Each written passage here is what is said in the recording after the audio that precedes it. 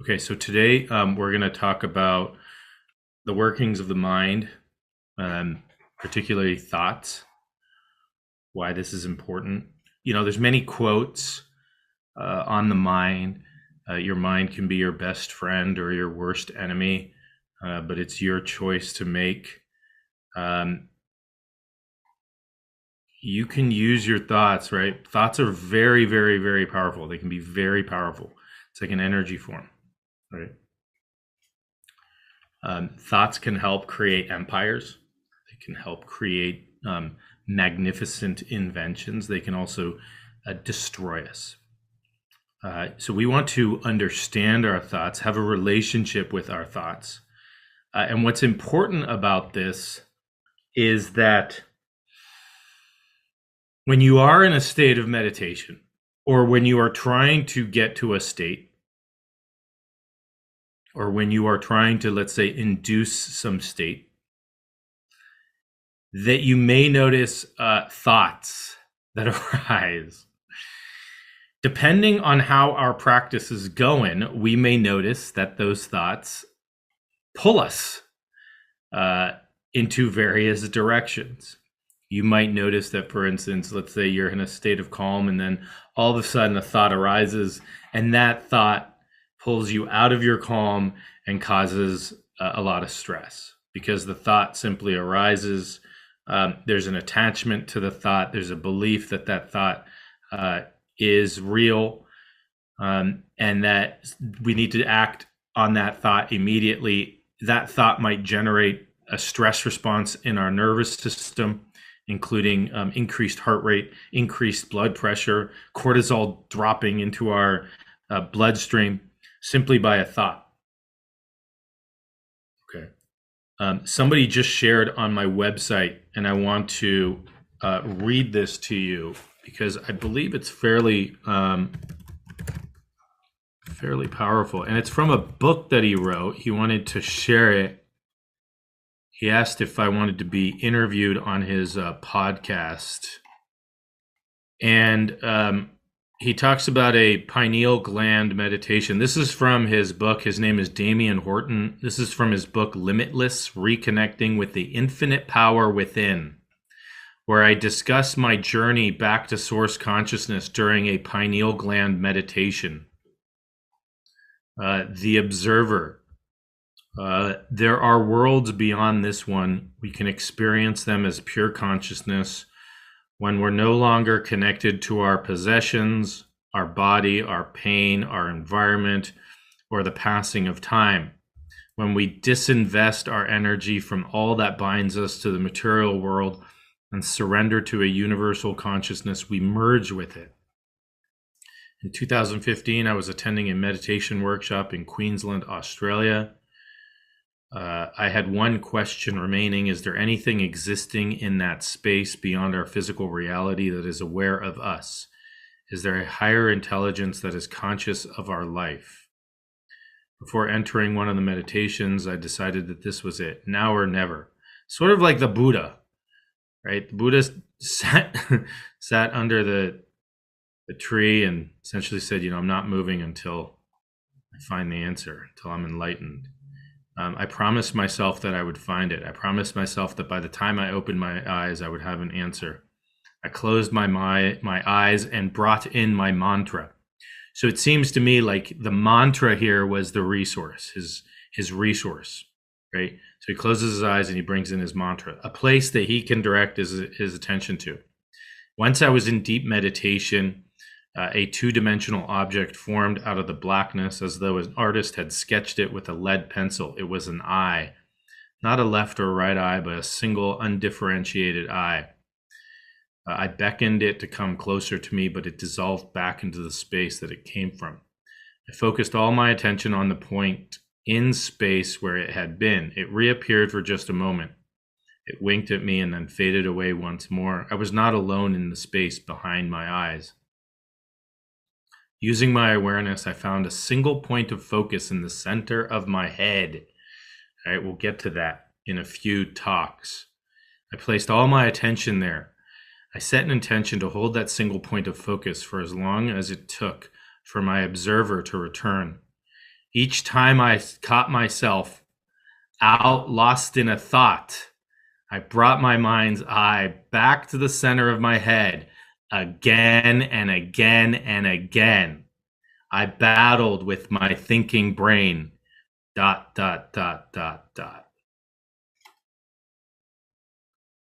not going to read the rest because that's his book. He put it on my website.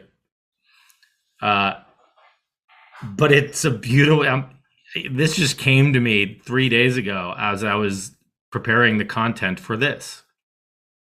Okay. And what happens? And this is what we've been. This is what I've been talking about over and over and over and over and over again, right? And how many times did he have to do it? Again and again and again and again and again, right? Here he is. All right. He starts with his mantra. Something appears. He's focusing his attention, and what's happening? He's focusing his attention, and his mind is literally thoughts are trying to pull his mind away from his focus, right? Focus, thoughts are coming. Pull. Okay. It's like you're driving down the road and you're trying to keep your eyes on the road, and you see, the sign for the casino. And you look up and there's all these dollar signs and, jewelry in front and, all these like good looking men and women and stuff like that. And maybe there's, your favorite sports car, and you look up, you go, oh, wow, it's really cool. I really want to, and you stop paying attention to driving and then you go, oh, I got to drive, right? And then another ad. And these are just like ads, right? That they're appearing. It's like every exit you could get out and get food, get gas, go gamble. Whatever it is, right? Go buy a new car, go to the outlet store and go shopping. This is happening all the time in our mind. And the point of the practice is to be aware of them. And as we are choosing to focus, whatever we're choosing to focus on, it doesn't matter, right? We're not at that. If you are at the point where he is, then go for it, right? But through this class, we're not yet there. We're still understanding the nature of the mind and the workings of the mind, right? But he was battling with his thoughts. It's like these thoughts were coming in, and as he was bringing his focus, his thoughts were trying to pull him away, and he came back to the focus, came back to the focus, came back to the focus, came back to what he was focusing on. Understanding and seeing that these were thoughts. If any one of those thoughts would have grabbed his attention out there, and then all of a sudden, what is he doing? He's planning his lunch, his dinner, tomorrow, yesterday, whatever it might be, that his thoughts are pulling us away.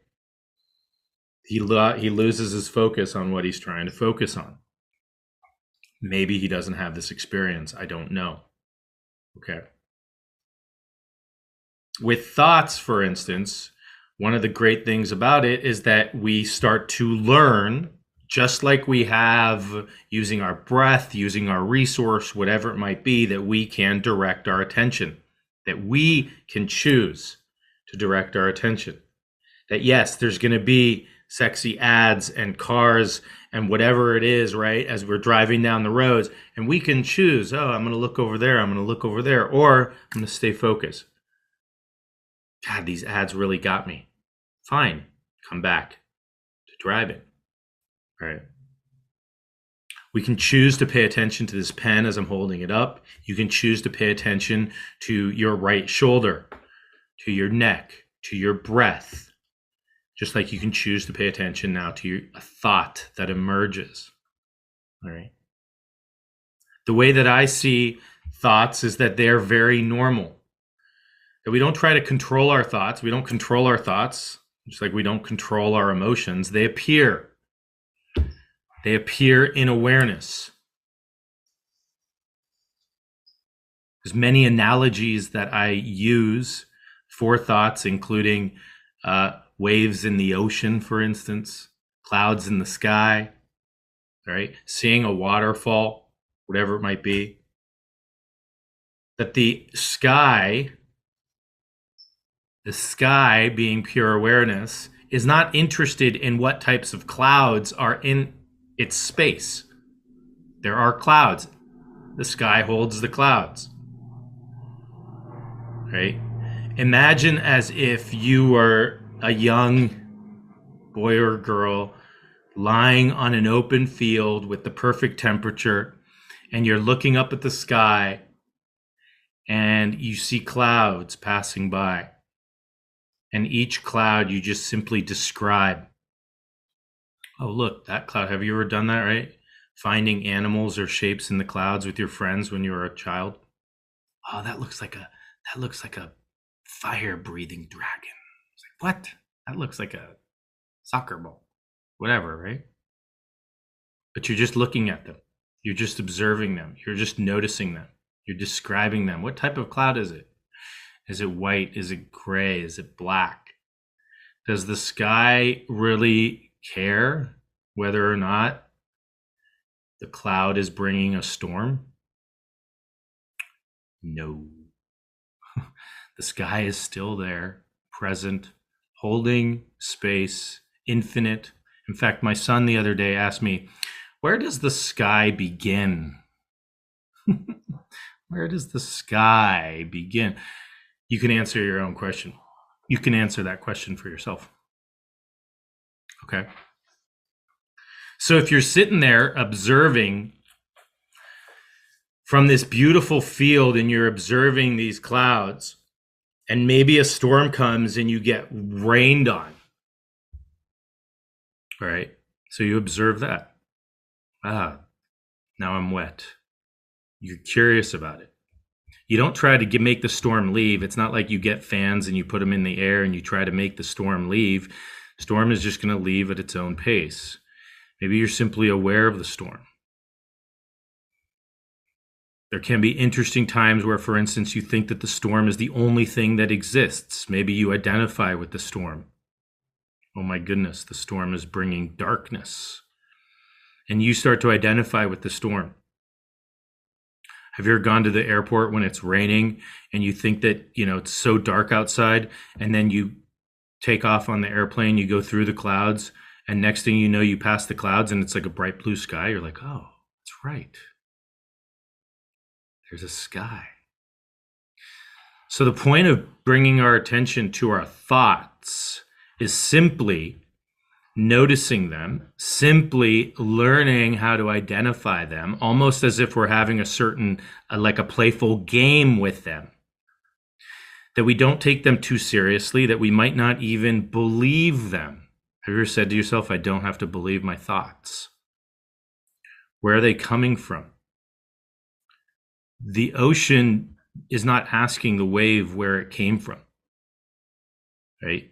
For the wave to look back and say, oh, I'm so different than the ocean. Really? Maybe the wave identifies itself differently from the ocean, but is the water molecule in the wave identifying itself differently from the ocean itself?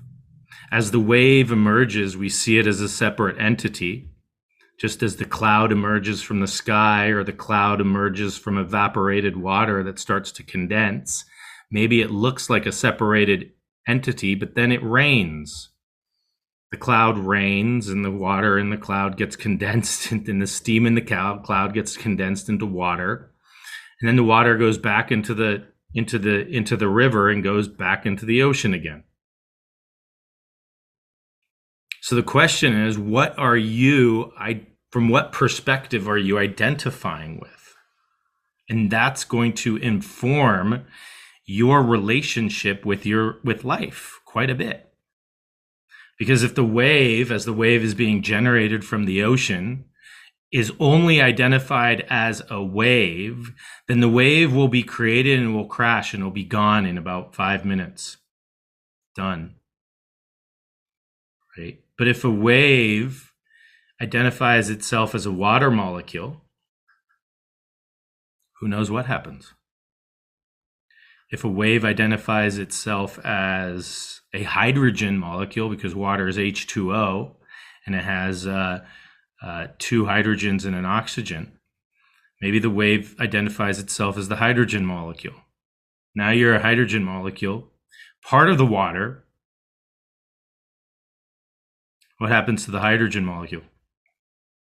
What happens to the electrons and the protons that are making the hydrogen molecule? So just ask yourself, right, from what perspective am I choosing to observe what is occurring in this moment? Am I totally identified with the thoughts?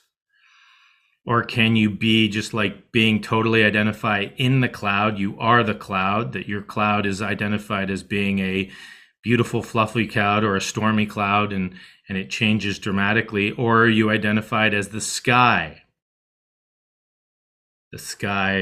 being pure awareness and not really changing that much?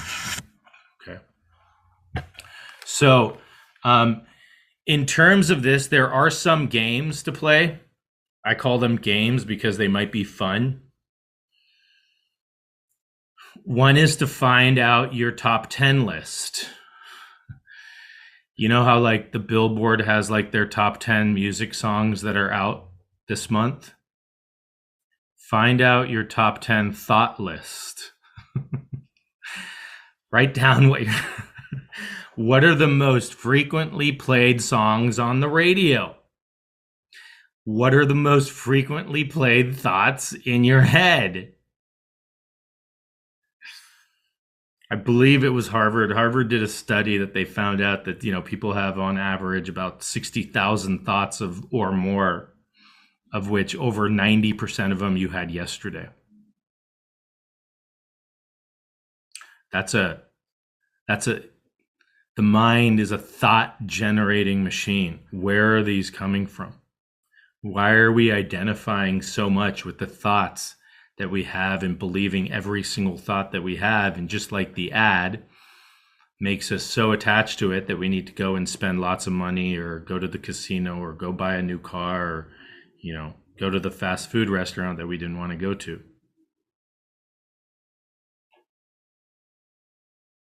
If you've never had an experience of being lost in thought, it's very common. The most common one that people have is when you're driving down the freeway and you might be not aware that you're actually driving. There's a part of your consciousness that knows that you're driving. But have you ever been driving and all of a sudden you shake your head and you go, whoa, I was totally lost in thought? Where some thought comes and grabs your attention and it pulls you so far that here you are. It's almost like you're writing an entire thesis. And you just took the last 5 minutes to write this, and you're so deep invested, and you shake your head and you sort of say to yourself, wow, I'm lucky I didn't get into an accident because I don't recall the last 5 minutes of driving. That's lost in thought. Maybe you even passed your exit on the freeway. Have you ever done that? Right. There's a lot of people who, when they start doing meditation, they say, I couldn't stop thinking. The point is not to stop thinking. It's not the point. The point is simply to be aware of those thoughts, and to simply, gently, kindly, with love and compassion for yourself, come back to what you are choosing to place your attention on, what you are choosing to focus on, not what's coming in and trying to grab it, pull it away. Right now, I'm going to choose to pay attention to my anchor. I'm going to choose to pay attention to my resource. I'm going to choose to pay attention to whatever it is, my mantra, right? In his situation, the space between my eyes. Anything that takes me away from that, you notice, you recognize, you come back. And that's the practice. But it's good to be aware, oh, that's the thought. That's a thinking mind. That's the thinking mind that's coming in. And we're not trying to stop it. We're simply trying to be aware of it. There was a person who's being taught meditation at our school where my son goes. They go, I'm learning about meditation, and mom's asking him, they're at the park, and the mom's asking him, oh, what is meditation? Oh, it's to stop our thoughts. And I just put my hand down and I go, oh my goodness. That causes anxiety, causes panic. It causes people to realize that they can't stop their thoughts, and so they feel like they can't do it.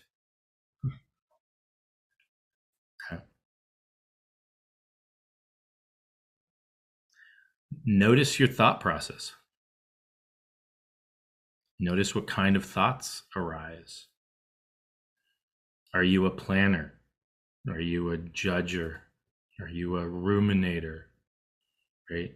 Do you bring in past events and just ruminate about maybe how they were different or how they could be different, or how you wish something was different than what happened in the past?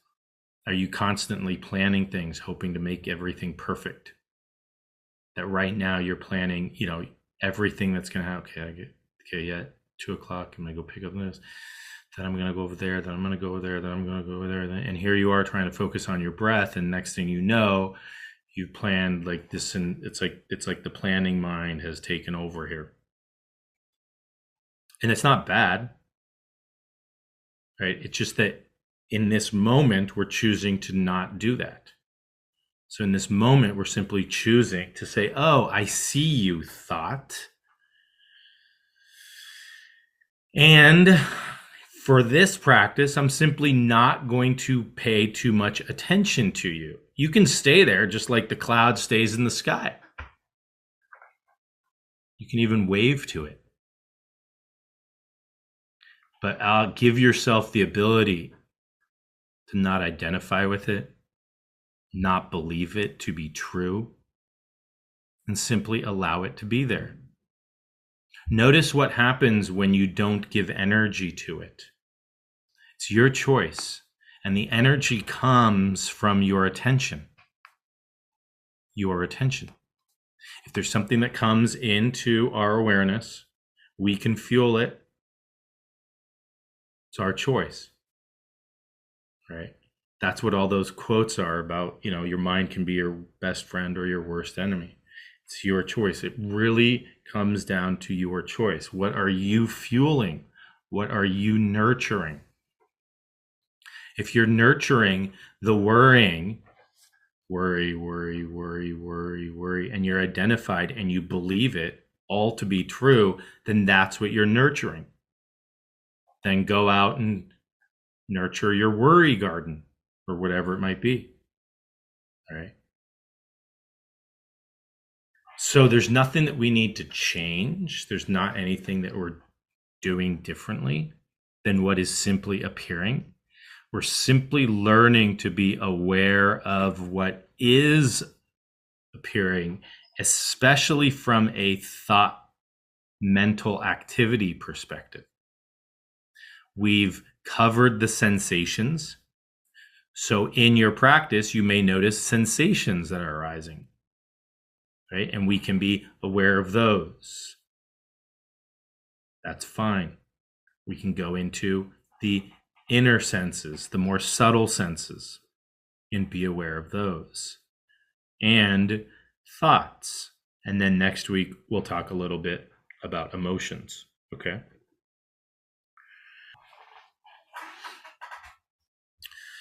Another good exercise to do, and I would highly recommend this, is all you have to do, it doesn't take long to do it. You can do it for 5 minutes, is you write down every single thought that comes to your mind with no filter at all. Write down every single thought that comes to your mind with no filter. You don't have to show it to me. You don't have to show it to anybody. And you can see what comes up. And don't be scared. Don't be, oh my God, I can't believe I had that thought. Since it emerges from pure awareness, anything is possible. Okay. So you release all your preconceived notions of who you are, of who you think you are, of who you've deemed yourself to be.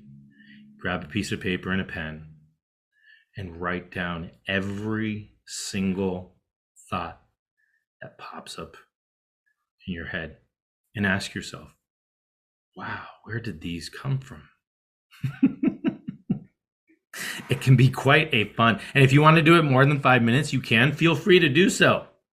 You fill up pages of thoughts. It can be quite no filter, right? Everything that comes up, you're just writing. And now with speech to text recognition, right? You can even be verbalizing it if you want. But that activates a part of the brain that's more verbal. And so the writing, I would recommend that. Okay. As you're in the practice, then a powerful technique as you're in the practice is just ask who or what is aware of the thoughts. So as you're noticing them, just ask yourself who or what is aware of them. Who or what is aware of them. And see if you can investigate that. Sort of the thought, the thinker, the witness, etc. Okay. So that's going to be our practice. Now, just because we do this practice doesn't mean that you're not going to have sensations or emotions come up. We haven't really talked much about emotions. I know they were brought up last week. You may notice emotions, and it's going to be the same thing. It's going to be a very, very similar. We'll do a little bit of a different exercise with that, mostly bringing up emotions. But for this, right, where the other ones, what we directed our attention to or were more open to were sensations. For this practice, we're really paying attention to thoughts. So you're actually noticing your thoughts. You're directing your attention to your resource. And then as a thought comes up, you notice the thought. And you kind of notice, as we did with the sensation, oh, what type of sensation is it? Is it dull? Is it achy? Is it sharp? Is it vibrating? Where is it located? This is actually, you start noticing the thoughts. What kind of thought is that? Is it a planning thought? Is it a judging thought? Is it a ruminating thought? Whatever it might be. Okay. And you start to, as we name it, simply name the types of thoughts that you have. As you name it, and notice what happens.